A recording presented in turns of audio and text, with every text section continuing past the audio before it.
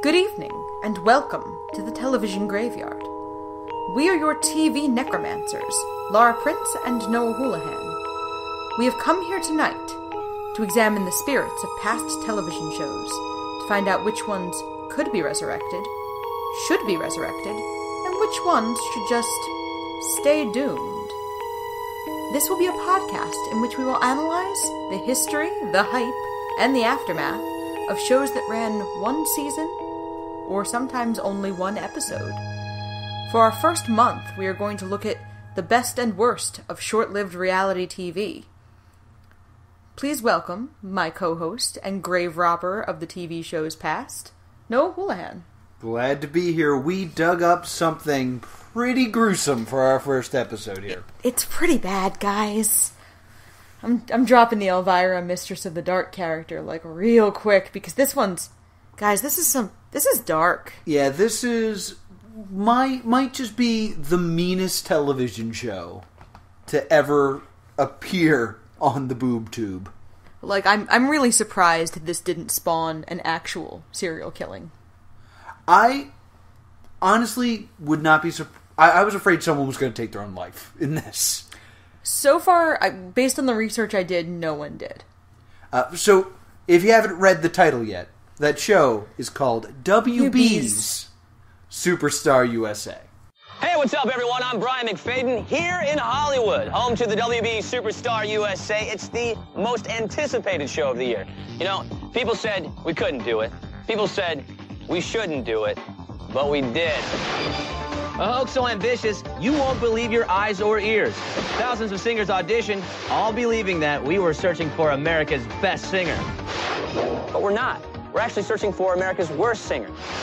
And to pull it off, we enlisted dozens of crew members, teams of dancers, and hundreds of screaming fans, all to create the illusion of a real talent show.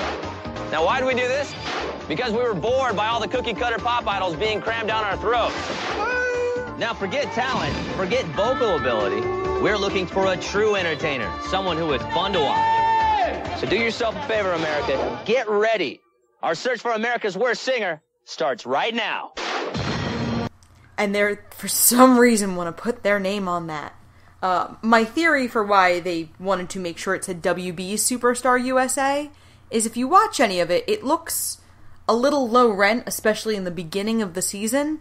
And I think they wanted to assure contestants they were not being taken to a murder farm to have their organs harvested. Well, to begin, what this show basically is, and if you don't understand it, don't worry, the show will explain it to you every single episode at least 8 times. But this is not an exaggeration. It is a parody of American Idol, where teens and early 20-somethings try to achieve their dream of being a superstar singer. But the twist is they are secretly looking for the worst singer in America. The worse you are, the further in the competition you move until someone is crowned the worst singer. And how will they react when the hoax is revealed to them?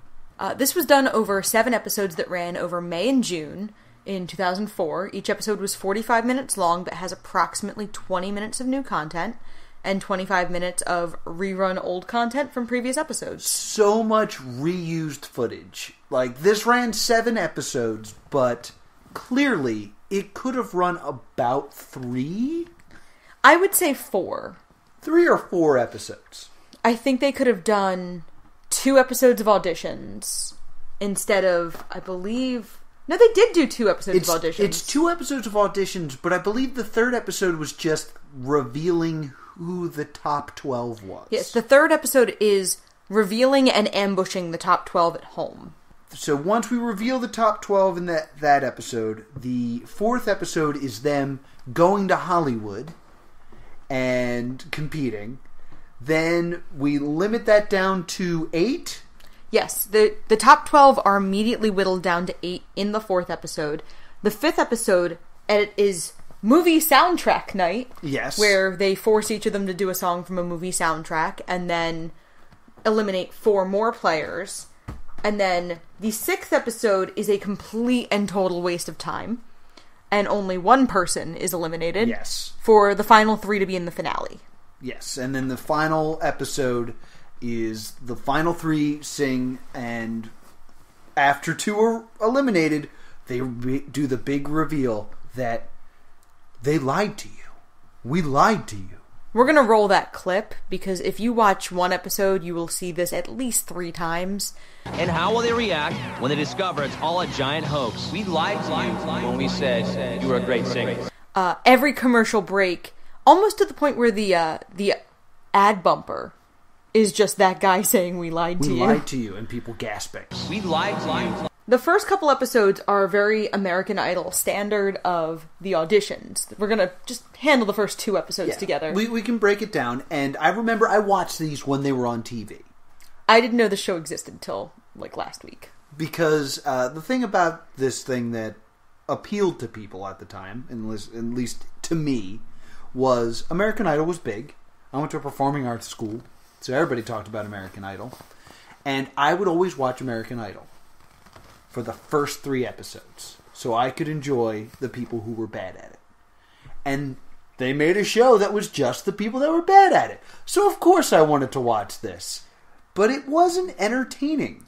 And the thing is, they also did show good auditions. And what would happen is a good auditioner would get through, and we'd see a little bit of them sing.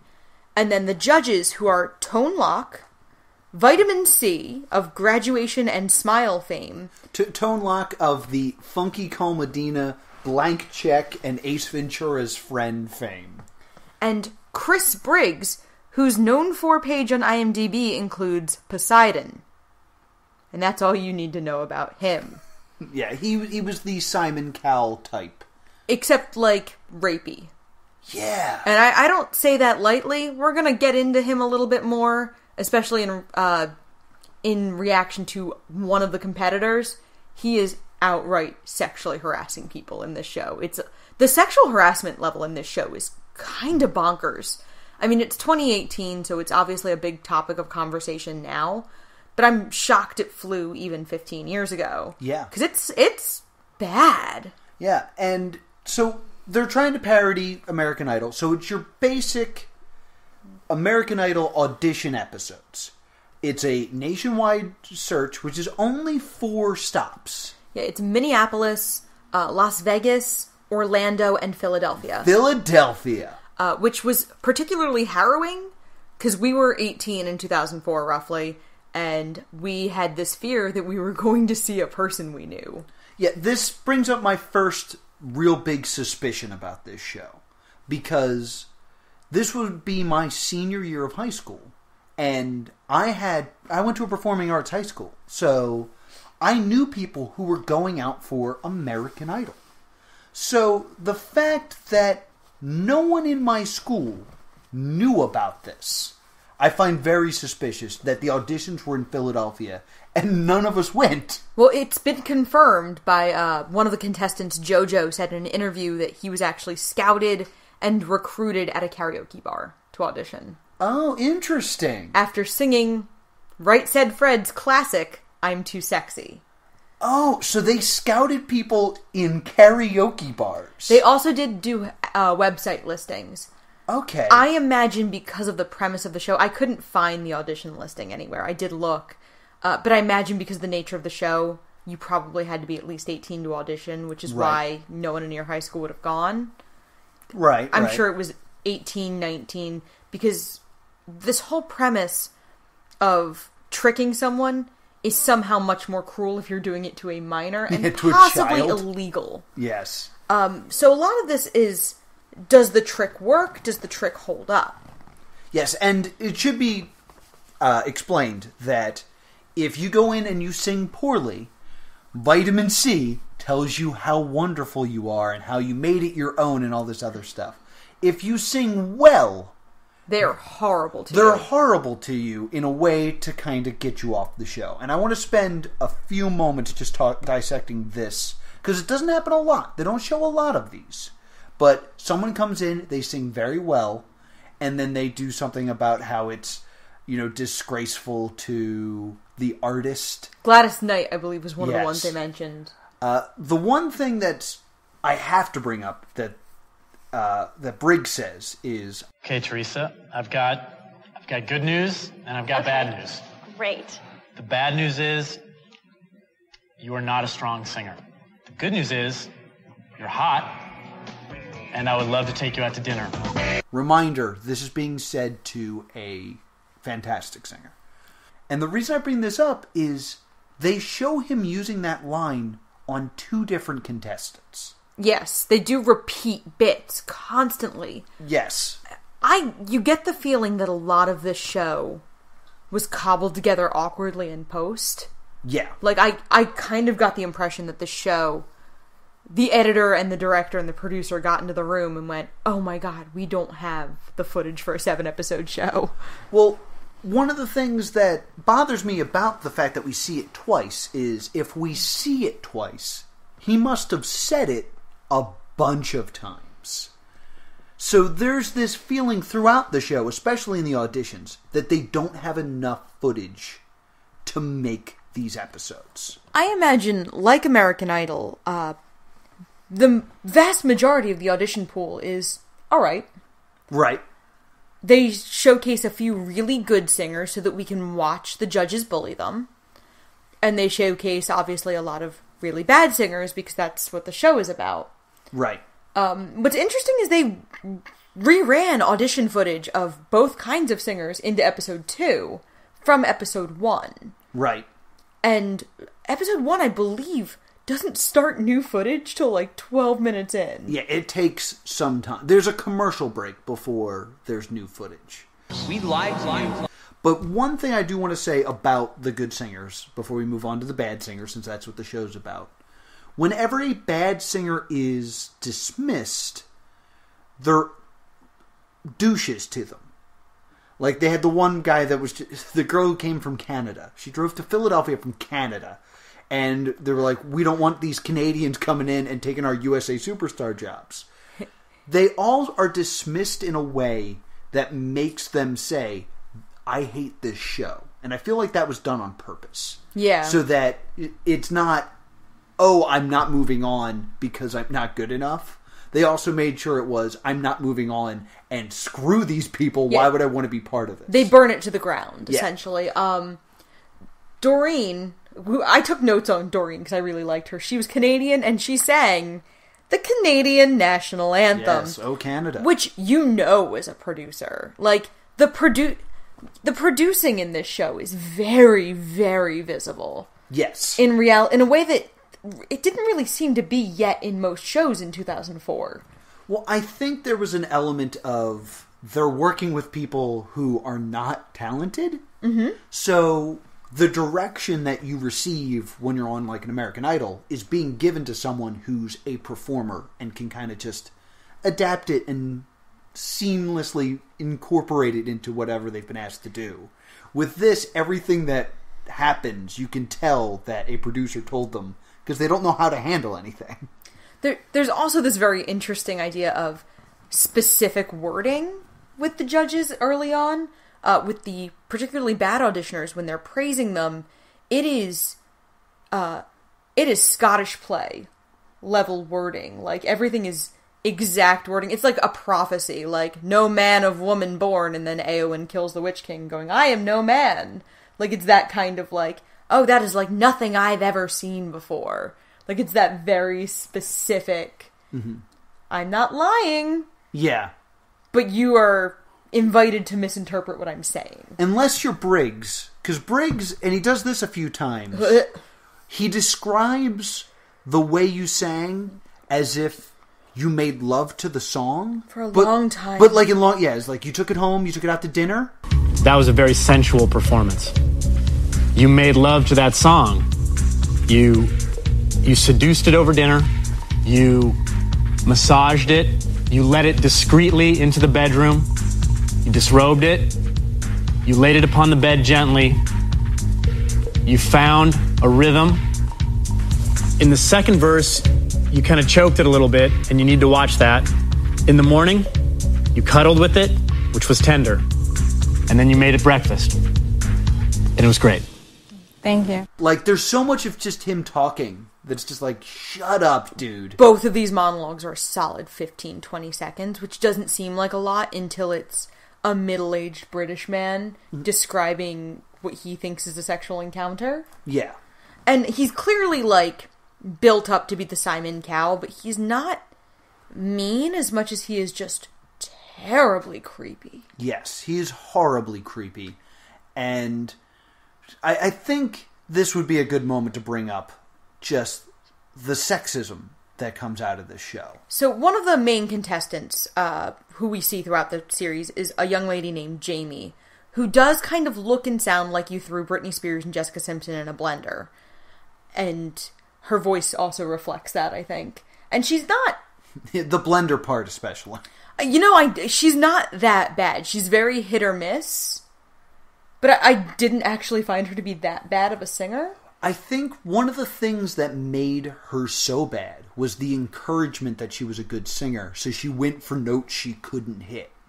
Well, the interesting thing is, and this was based in my research, she actually used to sing at weddings. Really? And funerals in her hometown. And, wow. Yeah, so she actually, her friends were encouraging her to go out for Idol and go out for, like, real shows. And she sang Like a Virgin, right? I believe so, yeah. I was beat, incomplete. I've been held, I was sad and blue, but you made me feel.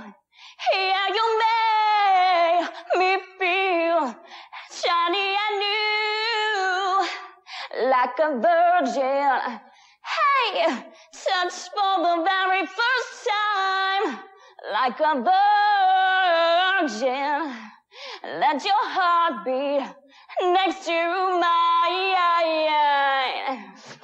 She had prepared 4 other songs, and they told her those 4 songs had been done to death that day. She should sing Like a Virgin. Oh. And she said, I don't know the words. And they're like, write them on your hand. The camera will cut away if you look at your hand. And the exact opposite is done. And being very young and it being 2004, she trusts that, but they clearly sell how much she's looking at her hand. And if it's a song you don't know as well, she even says in an interview, like when she has a singing gig, she's usually more prepared. But when you realize that these people are being assigned songs, it kind of shows that, like, full disclosure, I tried out for the American Idol in Disney World. We both did. I tried out for the American Idol in Disney World, and for the callback song, I picked something that was just not a good, like, I just picked a really bad song for myself that I didn't know as well, and didn't have, like, I'd never performed before, and I ate a bag of crap on it. Right. And watching, like, reading that she didn't know the song Like a Virgin that well, and watching her eat a bag of crap in the audition, I super understood how much you could see the producers pulling the strings on Jamie in particular. And Briggs actually even says, To be honest, I don't know if you know this, Jamie. You have very large breasts. They are real. Okay. I'm not kidding. The problem is I was distracted and I didn't pay attention to your singing voice. So I'm going to have to leave the decision to you two. Could you imagine that happening today? Yeah, it's very upsetting. And another way that this show fails to be entertaining, you know, beyond that the premise is a horrible thing to do, is it's parodying American Idol. And something American Idol does very often is, we're going to commercial break. Coming up, and you will see, like, the next 4 people that are going to audition. And it's always, will Jason be able to wow us? Yeah, I'm feeling real confident. I can't wait to get in there. Or will this lone star from Dallas, Texas be able to charm the judges? Hi. They try to do this with WB Superstar USA, but they show them singing instead of them just being charming. So the mystery of will they be a bad singer is already missing. And then by the time you come back, you've already seen that they're a bad singer. You're just getting like 2 or 3 more lyrics before we're going back to commercial. one of the core flaws in the show, and in my note, I took about 6 pages of notes through this entire series, just on my thoughts on them, and as early as episode 1, I have the note, how are we supposed to feel? Do we feel sorry for them? Are we laughing at them? And it's one of the major failures of the show, is they feel guilt, they kind of don't go far enough and go too far at the same time. Mm-hmm. They don't want you to care about them, so they never build them up as individual people. Right. But because of that, we're also not invested in the show as much. Very true. It breaks a lot of reality show rules, because they want to keep us distant from these contestants so we don't feel bad for them. And as a result, we just don't care about the show. Another big failing is the things we're supposed to be laughing at are not things we laugh at today. No, there's definitely elements of transphobia. Homophobia. There's definitely homophobia. There's definitely some racism. Yes. I think it's in episode 2, because I don't see it in my notes for episode 1. There's also a white guy rapper that my notes say looks like Joshua from Smosh. And then my next note goes, oh my god, I think all white people look the same to me. Yes, well, that guy they nicknamed the Anglo Assassin. The Anglo Assassin, and I don't know if they nicknamed him or if he nicknamed him. That's true. I think he nicknamed him, to be fair. That's quite possible.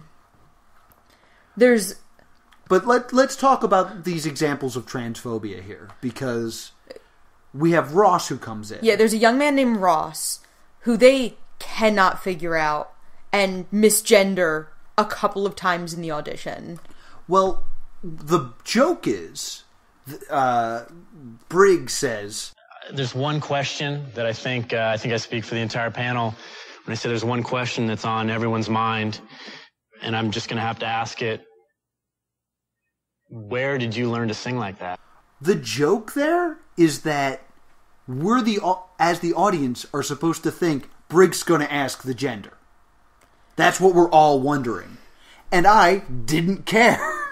And then as soon as Ross leaves the audition, the host, who is MTV VJ Brian McFadden, promptly misgenders him. Yes. Promptly calls him a girl, and he goes, actually I'm a boy, and it's super awkward. Yes. And then it cuts to the judge's room where they're debating if Ross is a boy or a girl. Yes.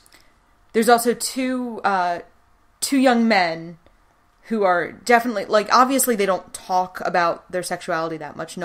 There's no romance in the show. There's no outright sexuality, but they're obviously coded as gay men. Mm-hmm.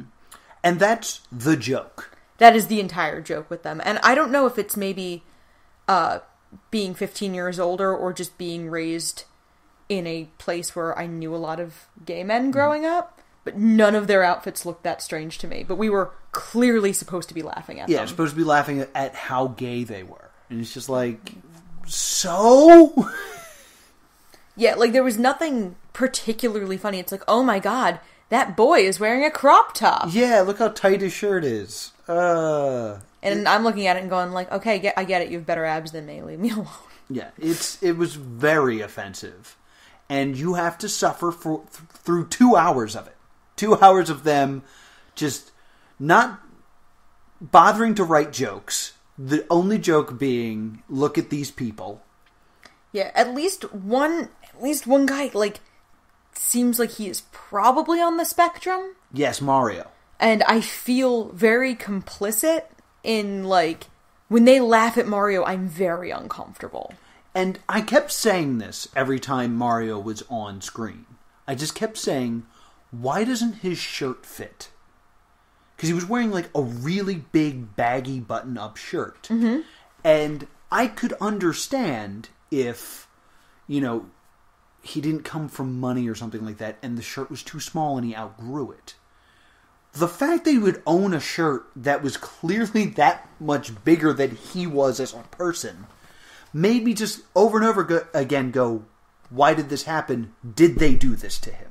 Yeah, the did they do this to him question is definitely... Because I felt that way about JoJo's hat as well. Yeah, JoJo, and then especially when JoJo started having the same hat in different colors later in outfits. It's like, clearly they're being provided to him. And we're supposed to laugh that he wore... It's also not something that's, like, weird anymore. It's like a ska cap, but it was kind of fuzzy. Yeah, it's a very... It's a, like, clear affectation. Tone Lock is the smartest judge because he's wearing sunglasses, and that's a really, really smart affectation because he doesn't have to look at anybody. Yes. Like, I think there's a note in, like, episode 5 where I comment, like, oh my god, that's what his eyes look like, because he's wearing sunglasses through the entire show. They keep showing, in episode 2, they keep showing the same clip of Briggs going, knock, knock, and the singer goes, who's there? And he goes, you suck! And they show it so many times, like it's the funniest thing on the planet. And it's just insane to me that, like, it's bad writing that's treated like good writing, and I'm like, you knew what you were getting into. You'd think you'd have a couple more writers. Yeah, they knew that this was the show, what the show was. The fact that they're not prepared to deal with these situations, to get enough footage, is insane. And I do want to bring this up as well, because this is something I was keeping note of. All the contestants were numbers. Yes. It became clear to me that the first digit was what town they were in. Right. So all the Philadelphias were 4,000s. All the Vegas was probably like 3,000 or something like that. Then there was the rest of the three digits left, which never got over 500. Right. So they only scanned, or they only auditioned, maybe 400 people from each town. Yeah. And, like, even that felt like an overestimate. Because there are no shots, there's, like, very limited shots of them, like, in the audition room. Because they always, on American Idol, show the giant line of people who came out. That doesn't exist. And they walk you through the audition process at one point like you've never been to a doctor's office before.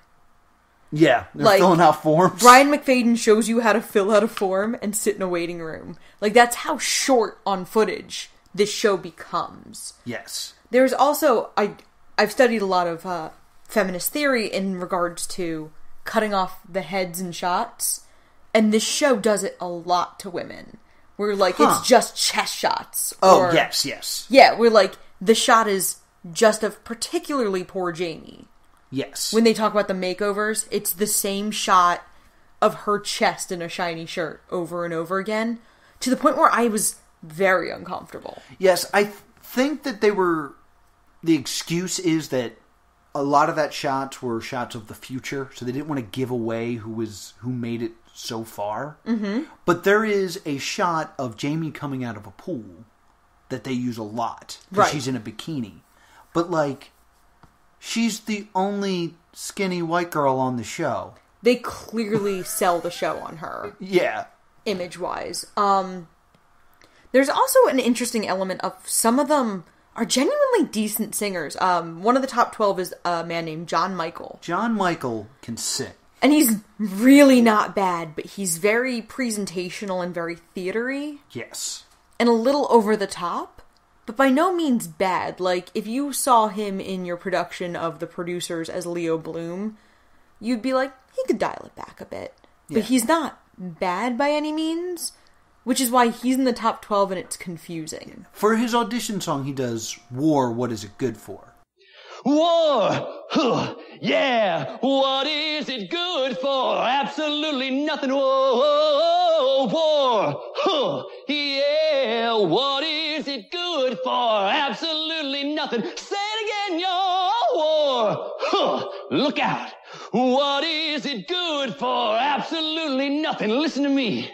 War is the enemy to all mankind. The thought of war blows my mind. Wars caused unrest within the younger generations. Abduction, then destruction. Who wants to die? War. Whoa, whoa, whoa. What is it good for? Absolutely nothing.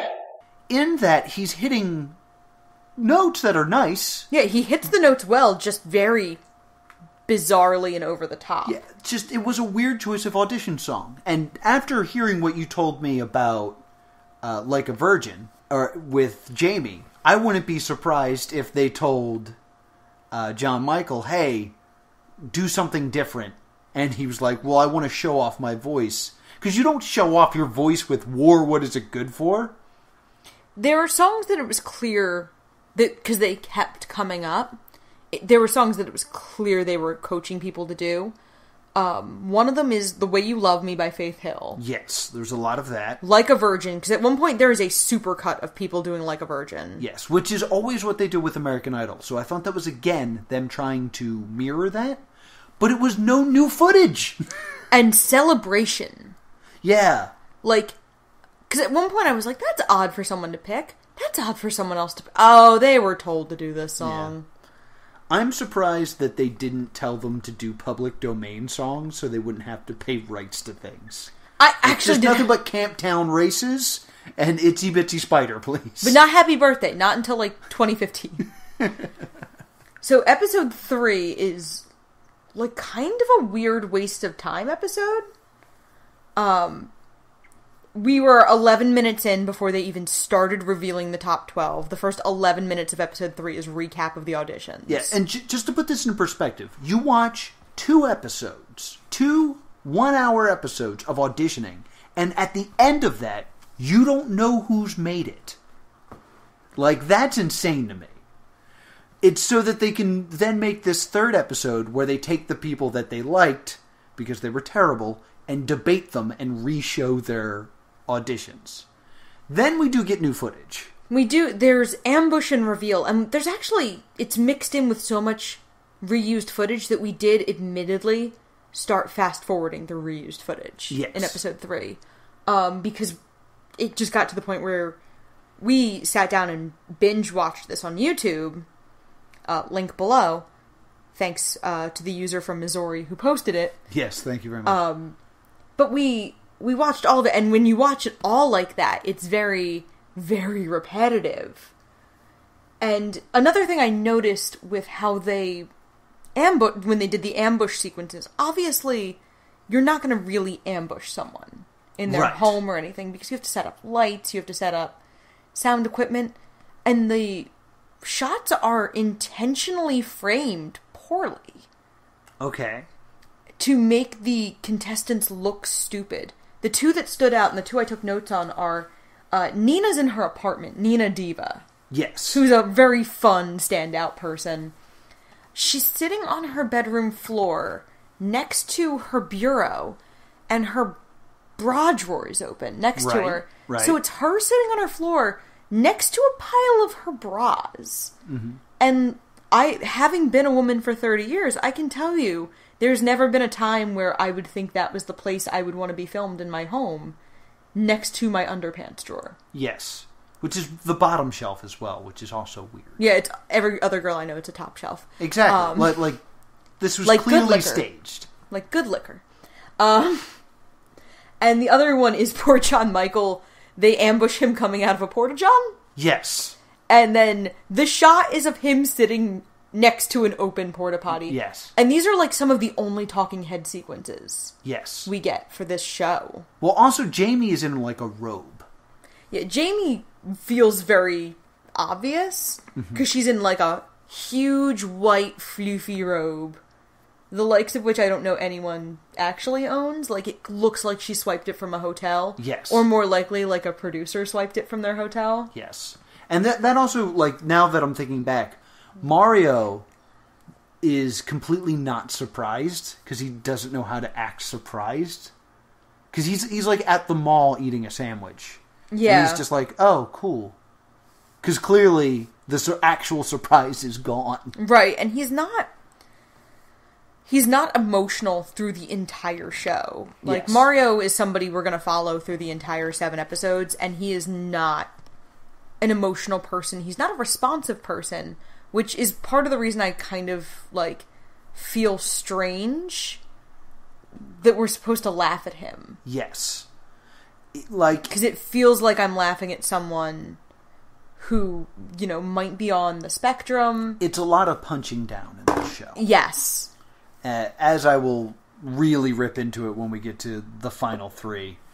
I can't believe we watched all of this show. But, Mario in particular was the contestant I felt the worst that we were supposed to be laughing at.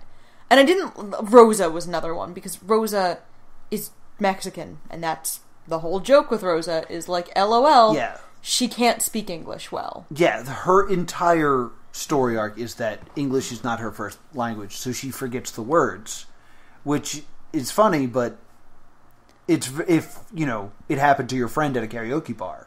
But the fact that it's a person legitimately struggling, it's really gross.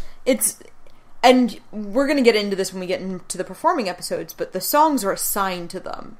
They don't choose their songs when they get past the audition phase, and they clearly pick songs that play to the weaknesses of the various people.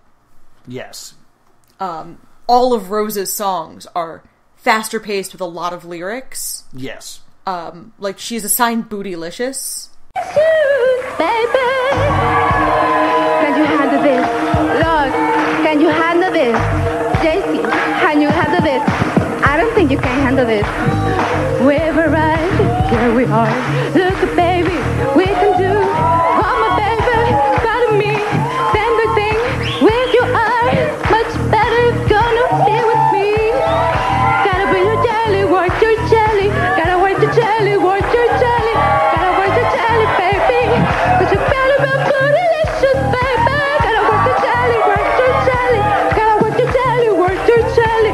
Gotta work your jelly, baby. My baby's so bootylicious, baby.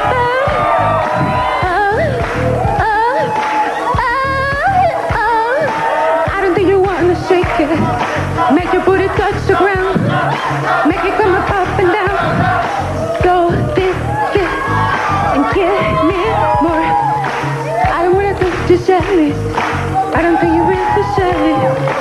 I wanna shake it more. Give me more.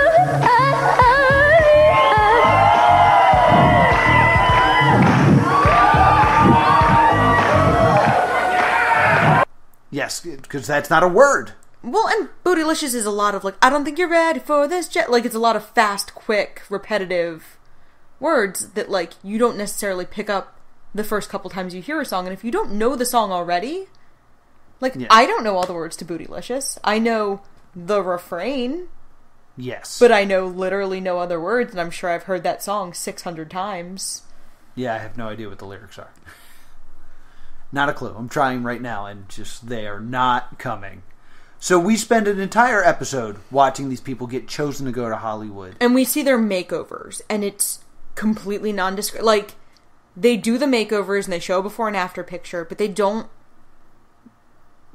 change them dramatically for the most part. See, this is where I start getting really upset. Especially with Ross. For Ross and for John Michael. Because Ross, they completely cut his hair. Yeah. Like, he goes from having, like, long, like, not a pixie. Like a chin bob? length. Yeah, like a chin length bob. And into, with the pineapple cut. Picture any male in 2004, and that's what haircut it is. Yeah, they go to that. Yeah. So, the, like, kind of faux hockey. Yeah. So he looks completely different. And they end up kicking him off the show. In the next episode. Because what made Ross is gone. Which means they're basically saying, well, you look like a boy now, so it's not funny anymore. Yeah, like they can't play the transphobia angle, ergo, you are useless. And we're gonna get into that a little bit more shortly. But poor John Michael, they dye his hair blonde. Mm-hmm. And, like, they give him a haircut. And a lot of people get haircuts. So the idea that they are taking away their identities for a lie is really gross to me. John Michael especially, they just make him look like Brian McFadden. Yes. So for the entire rest of the season, I just wanted John Michael to, like, do, like, a Scooby-Doo, clock McFadden over the head and take his place. Like, that would have redeemed the show to me. The core problem with the show, and we'll get into this especially when we're done talking about the entire show, is how it doesn't quite go far enough. It doesn't commit to its own premise. No, it certainly does not. Because they lied to you. We lied to you. Right. Episode 4, my first note is that we were watching it during a thunderstorm, and there was a thunderstorm warning in Missouri on the RIP that we were watching. Which is fun. And so I was like, ooh, spoopy! And that was the most entertaining thing about episode 4. Well, this is the episode where they're performing in Hollywood. Right. And it's important to note here that there are 12 of them competing, but they never get to hear each other sing. Right. Because they're afraid that'll give the game away. And we never see them speaking to one another? Nope. And there are very few talking heads. Yeah, so we never get to know what they're thinking. We spend time with the judges, and we get to hear them be mean. And the performances are very, very, very cut down. Yes. Like, for how much filler this show is, I believe we see less than a minute of each performance. So that's 42 minutes, and for 12 performers, we maybe see a total of 7 or 8 minutes of performance. And this is a vital part of the show, in terms of what a reality show is you, as an audience member, getting to watch everyone perform, and try to figure out who will get eliminated and who's moving on. Like, that's the crux of a reality show like this. Is, ooh, that's a winner, ooh, and, sitting here and being like, ooh, he sang too well, and things like that. And 2 people do sing too well in the first thing. Emily sings Achy Breaky Heart and crushes it. And John Michael sings Born to Be Wild, and it's a good karaoke version of Born to Be Wild. Yeah. It's, like, I actually have in my notes, like, it's a good karaoke version. I'd buy his table around afterwards. Yeah, it'd be fine. And this is where the show super fails, in my book, is we get to eliminations with... Right. And we see people get the axe. And I think it was important to then hear what they had to say going home. And we get a little bit. We get like, all right, I guess I'm going. But it's nothing like... There's no insight gained from it. Like, it would have been really good to hear the girl who sang well say, well, they must be very talented if I'm going home. But that never gets said. No. And they never tell them the show's fake. You have an elimination now every episode. Right. You can give us the payoff of, now that you're going home, you can know the secret. You were too good for this competition. They find out via producer phone call. Really? Yeah, JoJo gave... the only 2 people who seem to talk about this show that I could find online are JoJo, who is the hat guy. Hat guy, fuzzy hat. And Jamie, guy. Who, spoiler, wins. Yes. They're the only 2 who you see talk a lot about the show. We also, in this episode 4, we lose Frankie, who is the gentleman who wears a crop top, and the whole gimmick with him is essentially LOL, look how gay he is. Yeah. We lose Ross, who, again, they cut his hair, and now that they can't misgender him, they don't have a use for him on the show, I guess. And we lose the Anglo Assassin, because he's a white rapper, and they're like, you're not, it's a singing competition, you're a rapper. And we lose Emily for being too good. Yes. And in this show, there are people who still kind of fly under the radar. Like, to me, Omar never stands out. Our Philly boy. Yeah, and he's supposed to be like their Motown soul guy. And he just never really super stands out. Well, in any way. This is a reality show trick. Is you spend the most time with the people that are going to stick around the longest. Right. So, when you're watching a reality show... I'm going to spoil all reality TV for you. Oh, no. If you spend a lot of time with a person, and then that person isn't the one that gets kicked off that week, that person's making it to the end. Because they want you invested in this person. Yeah. If you spend a lot of time with them and they get kicked off, they're just trying to make them leaving feel emotional for you. But since... the show doesn't want us to connect with them, doesn't want us to feel with them, for them as human beings, we can't connect with them. So they just give us enough of the people who are going to make it to the end. Like, Tamara, we see them only do this with Tamara. They coach her on being a diva and have her, like, yell at people and be diva-like. And Yes. it's kind of an interesting idea of, like, oh, they're coaching her on, like... Tamara is another reason I got upset. Because there's also a moment where she sings well in a song. Yes. Like, suddenly she finds it. And Yes. then she loses it. And Vitamin C says, you're kind of all over the place. I think when your voice is at its highest is where you're the best. That's really, really bad. Because now, Vitamin C is actively making her a worse singer. Yeah, they do that with her. They do that with John Michael, because John Michael tones it down, and when he does Born to Be Wild, it's pretty good, and they keep telling him, like, no, we need more, that performance was too subtle. So they start coaching them to be worse. Yeah, and that, now you're interfering with that as a human being. And they push being sexy to a number of people. Yes. They push it on JoJo, who doesn't seem to, like, mind so much. And they push it on Mario, and again, like, that feels like they're kind of pushing him in a direction he's uncomfortable with. Well, with Mario, it's never said, but always implied, that Mario doesn't get any women. Because when he gets to dance with women, they push this kind of thing like, there's going to be girls there and they're going to be all over you. And he's like, oh, okay. But he's also engaged. Yeah, they kind of push that narrative of, like, he's a geek. Clearly no women go near him. And then he's like, yeah, I'm getting married. Yeah. So that was, like, always very weird whenever they kind of hit that button on him. So that brings us to the end of episode 4, season 4. Thank God, no. Episode 5 is movie soundtrack night. And this is when you really see them choosing songs for people based on what's going to give them problems. Yes. Like, Rosa gets Wind Beneath My Wings. And she clearly doesn't... Wind Beneath My Wings is a song from the 80s. This was 2004. So you gotta figure if all of these people are, early 20s, they were very young when this song was popular and don't necessarily know it. And Rosa was, Rosa's an immigrant and probably, like, wasn't super familiar with a song from the 80s. Because Wind Beneath My Wings is not super commonly played nowadays. No. I mean, it's not a good jam. No.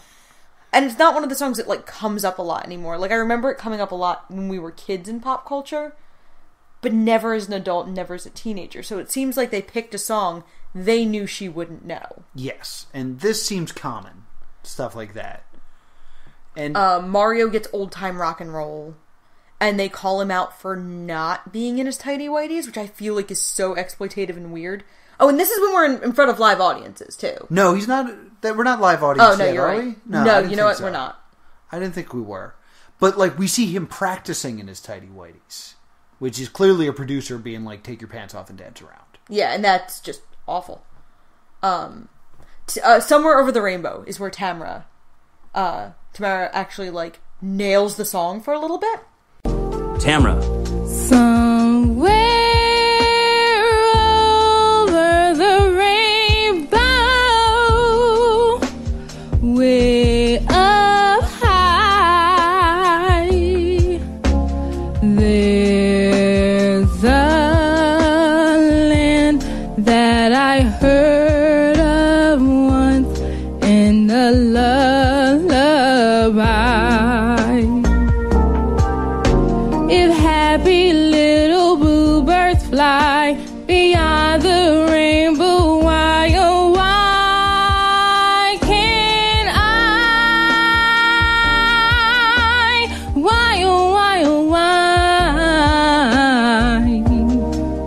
Oh, why can't I?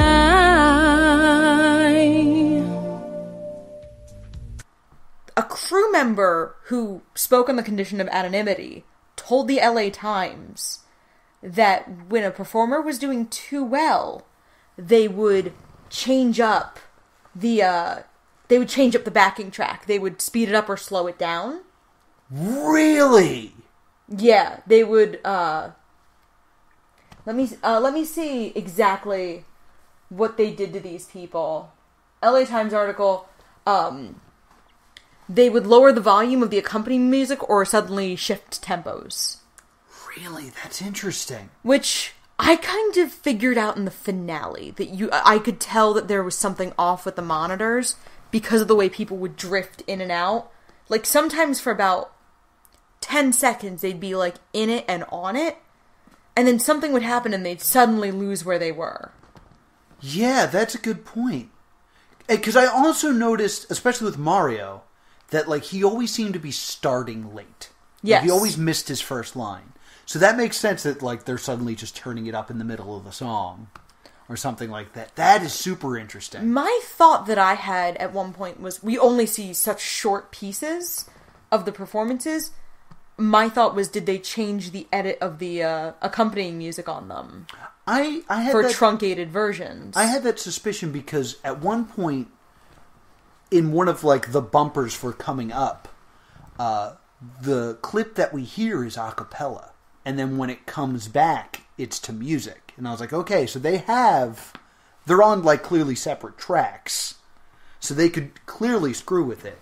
So they would change the speed and volume of the backing tracks to make it even worse. I have not even dropped the nastiest bomb on you yet. See, well, it's just crazy to me that nobody's figuring it out. Yeah, and the other assignments are like, they give John Michael Eye of the Tiger, which is another song no one knows the actual verses to.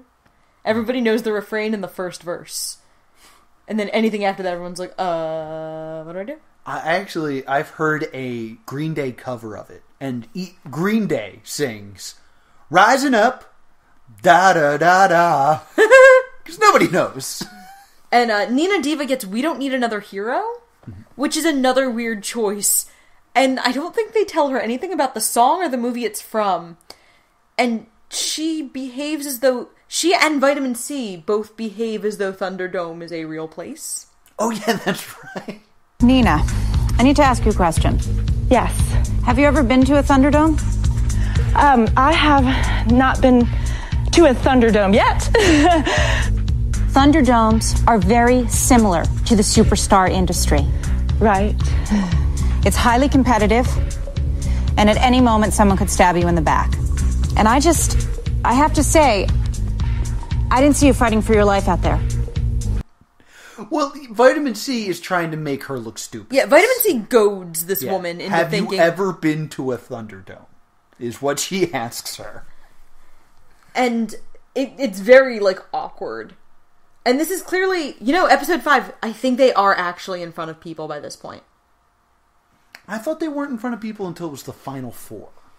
Because I actually have... They clearly shot this at a breakneck pace to keep the secret.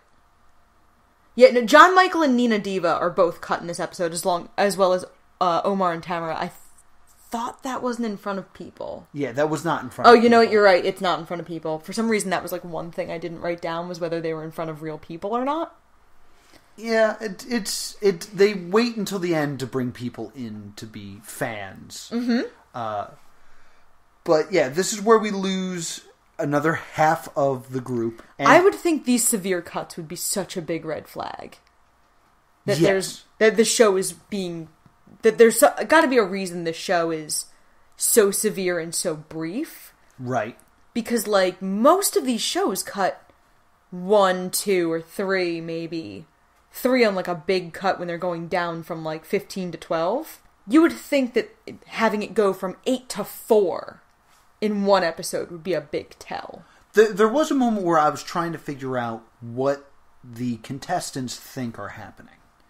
Because I don't think they're ever thinking that people are voting for them.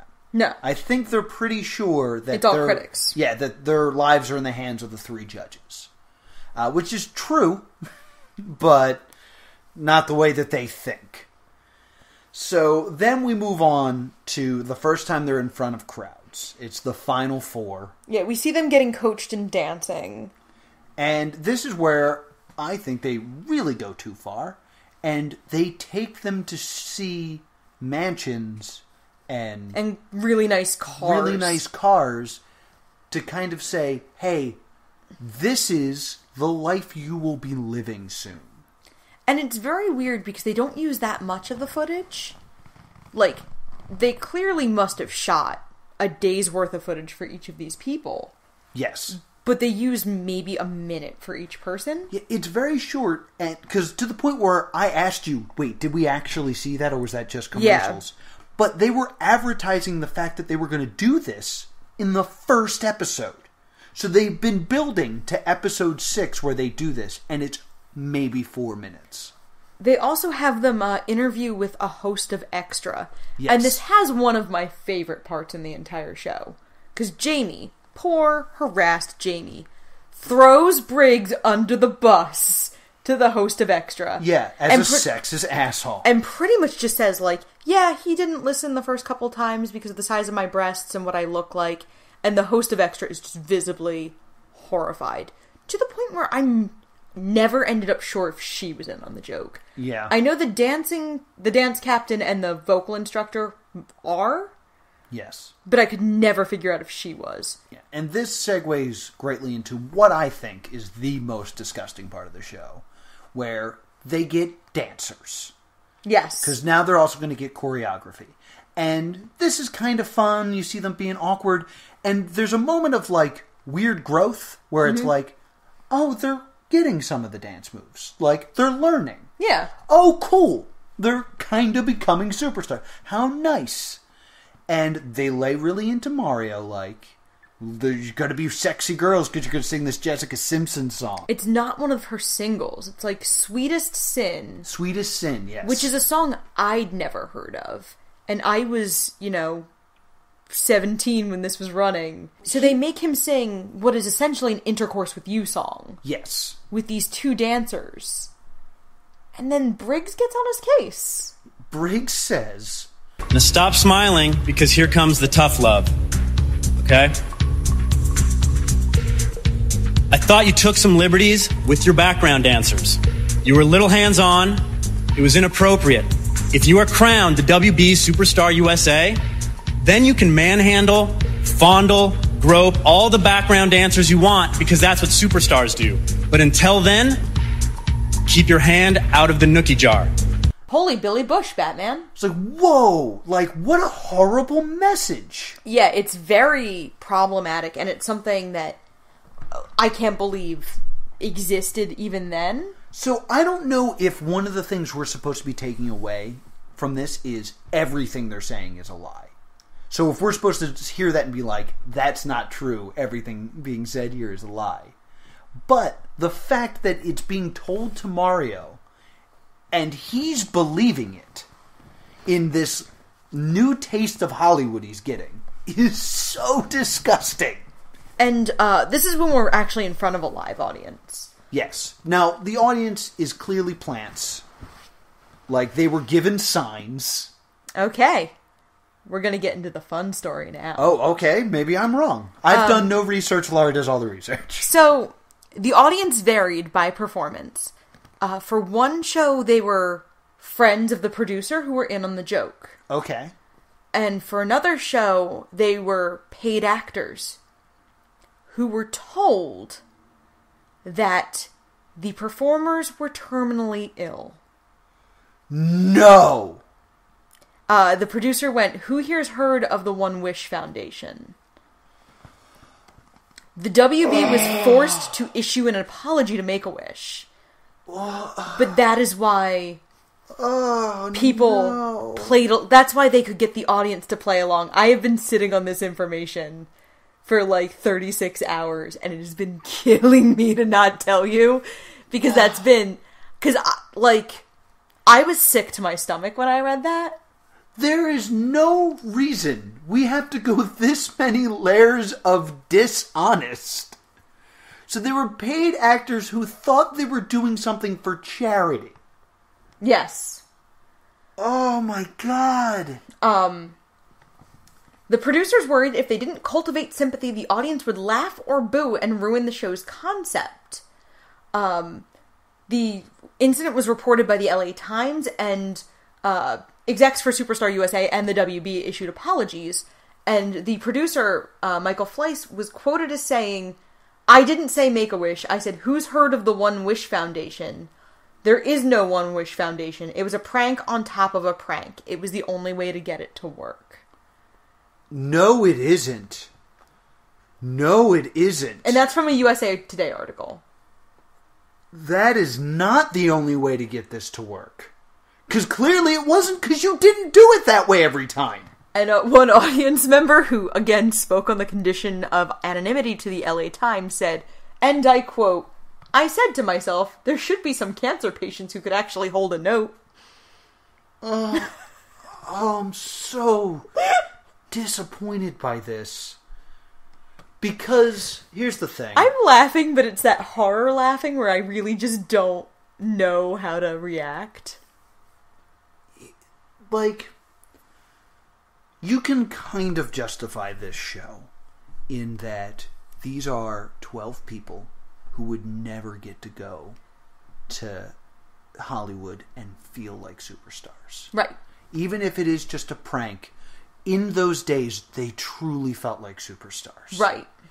However, being a paid audience member in LA, like, which is a place with starving actors, like, there's a audience full of people who are like, I can now put a WB show on my resume.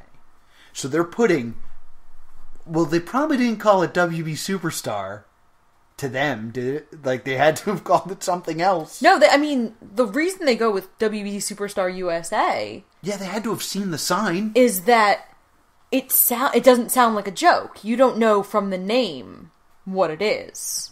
So, like, on their resume, they're like, you know, paid audience member for Superstar USA. They send that resume out, not knowing what the show is, and then that comes out, and then they're the assholes that supported the show. Yep. That's not a prank on top of a prank now. This is, like, affecting someone's career. Yeah. So we're gonna skip to episode 7, because we're already running about I'm 57 so minutes. angry.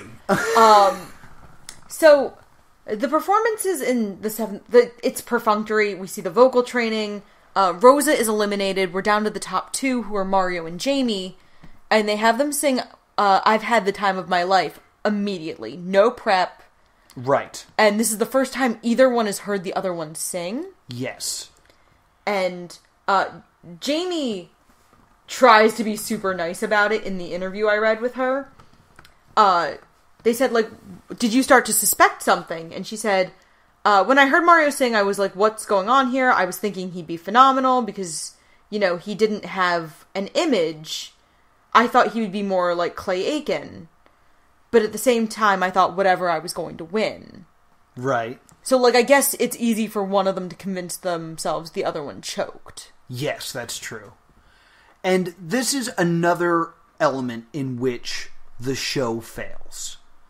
Because they've been building up since episode 1 that this will be the first time that they hear another contestant sing. Right. Will they figure it out? And there's, like, the stakes of, like, we could lose the concept of the show in this moment. Because they might figure it out right here. And then they sing it, and then they move on. Yeah. Like, there's no talking head, there's no questioning. And this reminds me of a show that I really enjoyed called The Joe Smo Show on Spike TV. Right. Which is a Survivor-esque show. But only one person wasn't an actor. Everything else was a prank around him. One of the big aspects of that show is keeping the secret. Right. Because the actors, like, make mistakes. And they're like, oh crap, now we gotta cover, because we might give the show away. There's no breadcrumbs. Yeah. In this, there's never a moment where it's like, ooh, are they figuring it out? And if that was part of the show, where, like, we see them hear each other, and you see someone go, I don't think they're very good singers. I think I'm gonna win. Like, that would at least bring some sort of stakes to this. It was a moment that kind of tipped me off that they were sabotaging the contestants when I realized that in every American Idol season, they'll bring back an old winner, or they'll have some random pop star on to sing a song to fill 5 minutes. They have Vitamin C on the payroll and she never sings a note. Nope. She's also unrepentant. I forgot his name. Brian McFadden. Yes. I'm gonna call him Billy McFarland. He looks like every jock 90s douche from a 90s teen movie. But he looks like he's starting to die behind the eyes somewhere around episode 5. Right. Like, you can see him start to dread the fact that he's going to have to tell these people. Because he's also one of the only people who regularly interacts with all these the people. contestants. Yeah. Like, they hug at the end of every episode. Yes. And then Jamie wins, ultimately, and Mario just leaves. Yeah. Like, there's never a talking head, there's never a moment. Mario literally, they say, the winner is Jamie, and Mario literally turns tail and walks out. And they go, Mario, Mario, Mario, and they try to get him to come back. Nope. And leaves. I honestly could not tell if it was Mario is so upset he tried to get off stage as fast as possible, or if the producers were like, when we reveal the winner, the person who wins will stay on stage, the person who loses will walk off. And it was just like Mario going, I lost, I walk off now. Yeah. Like, I need to follow my directions. Right. And then we watch the video package, and that's when the show starts to feel, like, really horrific, is we watch a video package of Jamie winning, and her whole journey. Yes. Confetti falls, like, the whole... She cries, and we see this journey, and then they take too long to start showing clips of her singing, and you start to see the smile slide off her face. Like, things are going on too long, she'll start smiling again, but it's like a more like weak being game smile.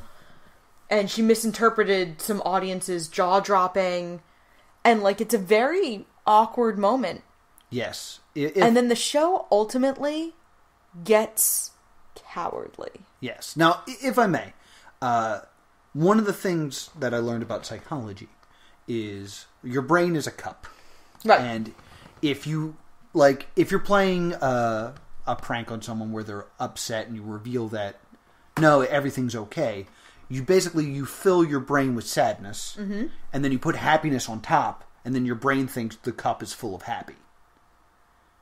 Okay. So they're doing the exact opposite here. They're bringing them up as high as possible. That cup runneth over with happiness, and then they're going to pour sadness on top of it.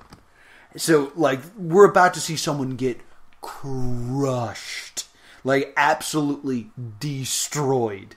Because they spend so much time being like, look at your journey. Look how great it all is. But then... And then, like, Brian tells her she's a lousy singing voice.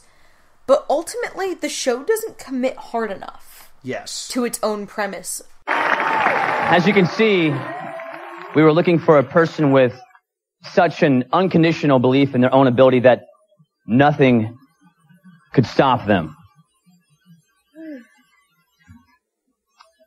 Not even a lousy singing voice.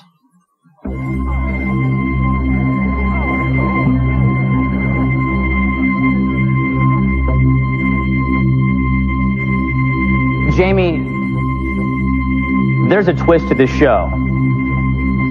We really weren't looking for America's Best Singer.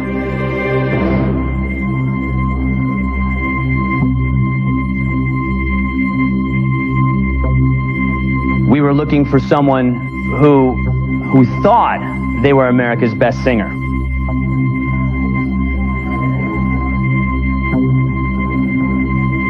Jamie, we lied to you when we said you were a great singer.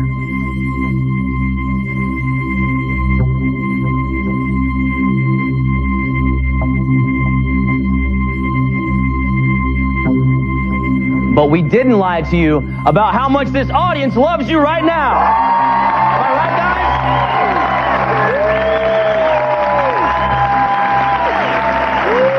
guys? The fact that they were too afraid to let us get to know the contestants, and that in this moment, he never really tells her she's terrible. He never, like...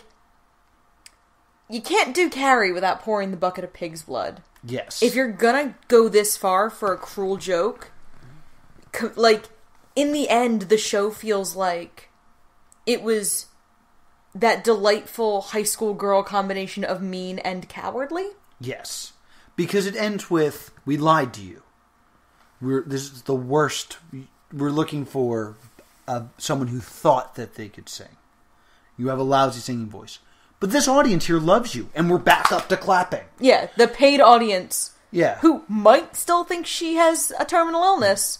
We don't know when they found out that wasn't true. And they give her $100,000.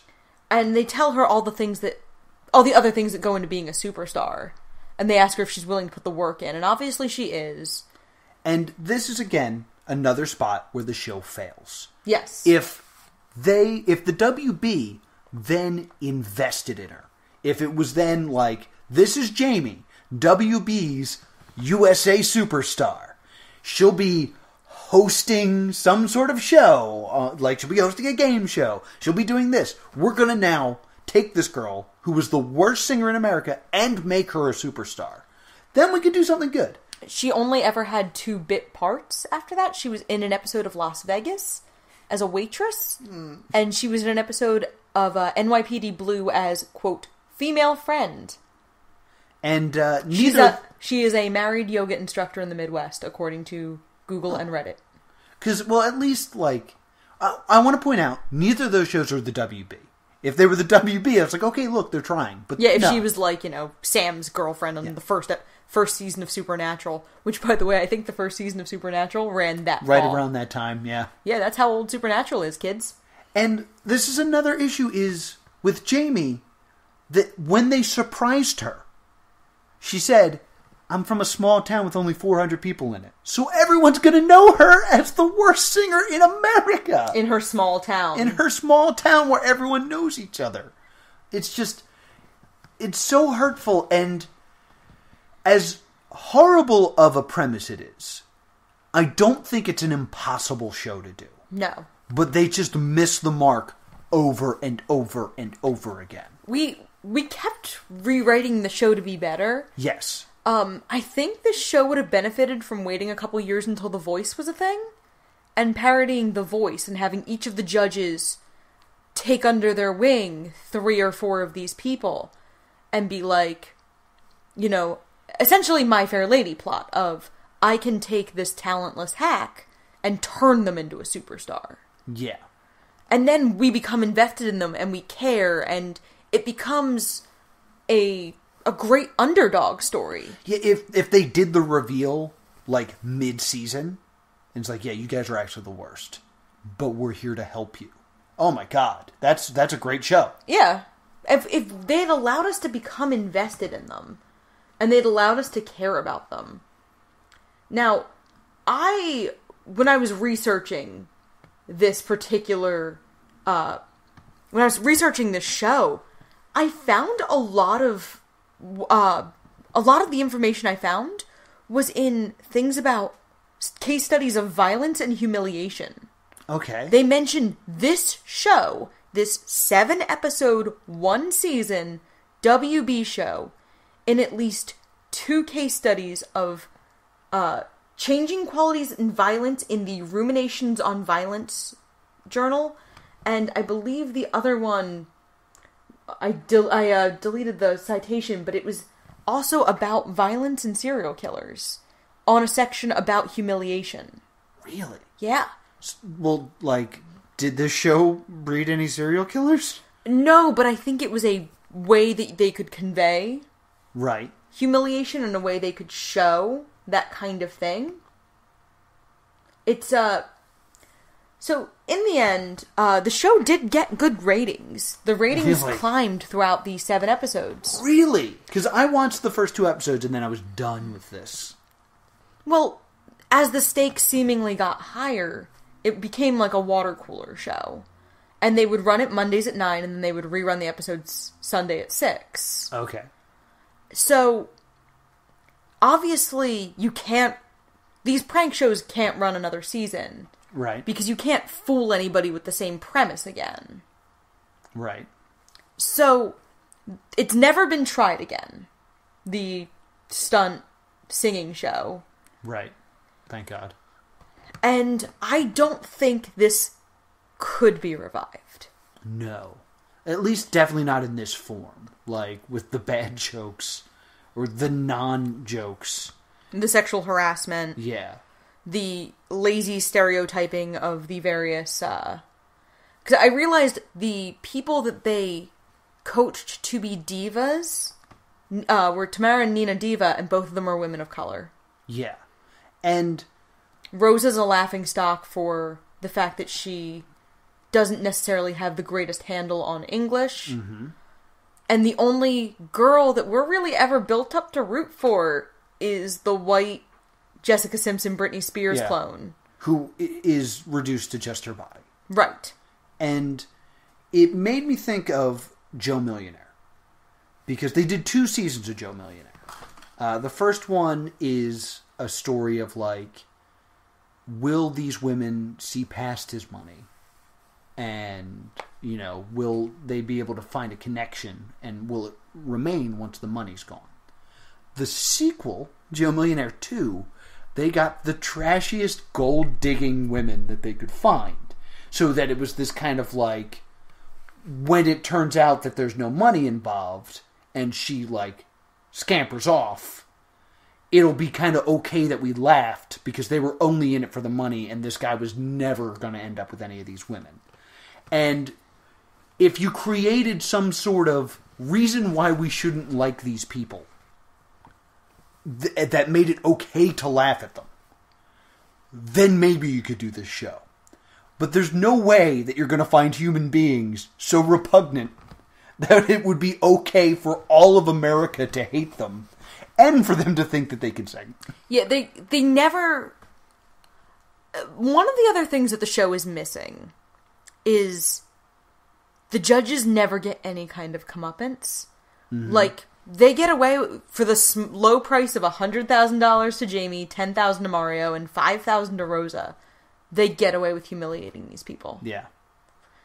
That's horrific. Yeah. Like, there's no consequences to them, other than the fact that no one cares about vitamin C. She works for the Disney Channel now, as like, their head of music. And part of me wants, like, her proteges to find this and be like, hey, you were terrible. Yeah, what a horrible thing you did. Yeah. Her first role was Amber Von Tussle in Hairspray in the John Waters movie. So she's got, like, being a bad person as a pedigree now. Yeah. Who would have guessed that from the Friends Forever? From Smile, yeah. But this makes me sound like a psychopath to say that it doesn't commit hard enough. But, like, if they were going to go with this cruel joke, the show could have kind of worked as a cringe piece if they'd committed. But it feels like they wussed out at the last minute, realized how terrible they were, and just kind of were like, but you can work really hard. This show has no redeeming qualities. No. Like, even if you have the morbid curiosity to see how this person's going to react when they're told that it's a lie, you don't even get that. No. Because it's never fully explained to them. So did Jamie try to have, like, a singing career? She tried to be an actress. I mean, she got a couple of bit roles that I listed already. And right. Now she's married with a family now. Well, the prize was $100,000 and a recording contract, right? It was a $50,000 recording contract and $50,000 cash. Okay. So she got a recording contract. Did she never just record anything, or? Nothing ever came out. The only thing that did come out was the soundtrack to WB Superstar USA. Okay. Tell me that they profited, as in the contestants saw some of that money. I don't know. That's not information that is really out there. The financials of shows like this are never really out there. Overall, the show is terrible. The ratings were decent, but the hype for the show was that it was terrible.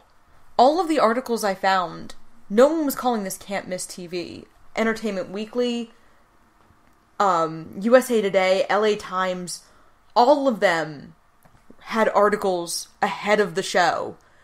The LA Times article that said they sabotaged the contestants actually came out ahead of the show. Really? Yep. Interesting. But, which I guess is why it, anonymity was so important, because I'm sure whoever told them this, had signed an NDA. Yeah, and obviously the contestants had to sign NDAs as well before it aired. The executive producer had an interview with Entertainment Weekly, and Dalton Ross asked him, please explain to me how this is not the meanest show on television. And the executive producer was like, nope, can't do it. And Dalton Ross is like, so you have a reserved parking spot in hell. Mm-hmm. And the executive producer's response was unrepentantly, I own the parking garage. Wow. So, this guy does not feel bad. And let me just... Let's talk again about... what's his name? The fake Simon Cowell. Chris Briggs. Let's talk about Briggs one more time. There are a few moments where you see the judges talking casually. Where the audition happens, the person leaves, and they're like, wow, that was a rough one. And there's one moment where you see Briggs, kinda feel bad about something. Yeah. I think it's when he dismisses a good singer. Mm-hmm. So it's very clear that, at least in Briggs's mind, he's playing a character. Right. So he's like, this isn't who I am. This is the job that I've been offered to do. And, you found what Briggs has done. He was in Poseidon, and... He's only done production. Yeah. He's not really an actor, but he was a producer on Poseidon, which means at least he didn't really make money off it, because no one did. Right. But it's just... The show is morally bankrupt, and not very entertaining. No. It's 7 episodes, and incredibly repetitive, just full of filler. Yeah. And we don't even see that much of the performances, because I think even the directors and the producers know nobody really wants to watch 3 solid minutes of someone being terrible. Yeah. It is so un-reality show. We don't learn anything about the people, that they could have made this show with 100% actors, and had it been a prank on us at the end, where it's just none of this was real. The payoff would have been amazing for that. Yeah, but it would have been the same exact show. We wouldn't learn anything about these people. There's not a good reason why they actually did it versus just film it. Even if they didn't reveal it to us at the end. There's not a good reason why they had to actually do this and not just film it as a show. The amount of filler and the fact that we don't find out anything about the contestants, and the fact that we spend so much more time with the judges just talking smack, really makes me feel like they realized in the editing room that the show wouldn't work. Yeah. And there is a moment where I noticed that Omar picks up some of his clothing, mm-hmm. and they're blurring his last name. And I was like, well, that's a nice thing that they did, at least. Yeah. So that we didn't completely ruin their lives. Because, Facebook wasn't around then, so it's not like we could immediately pull up maybe they're on their live journals. Yeah, I know, Jessica, or not Jessica, I keep calling her Jessica because she looks and sounds like Jessica Simpson. Yeah. Jamie has a website that leads to a dead Wikipedia link, her MySpace that's obviously long gone. Yeah. And her IMDb page, which has 2 credits. Yeah. Ugh. We're gonna have to go in the Wayback Machine and see if we can dig up some stuff. Oh, wait a minute. Laura immediately pulls up the page. Yeah, I had this... I have my laptop in front of me, and I have a few things in the chamber. It's just the Wayback for WB Superstar USA, and just the best singers were sent home, and it's just a synopsis, and they kind of have that, this is what the show is. It's dated June 11th. It's clearly a summer replacement, which makes it perfect for our first theme month of reality shows, as this is being piloted mm-hmm. in the summer, much like a summer replacement. Yeah, they have the Makeover Madness pictures for the final 4. It's really not much there. It's a lot of dead links because because a lot of this isn't supported by modern machinery. But in the end, this show exists clearly because the people at the WB were like, we need something like American Idol. Right. Because it's the biggest thing in the world right now. What can we do? And this was their answer. And very short-sighted and not nice, not fun. It wasn't enjoyable to watch. It wasn't...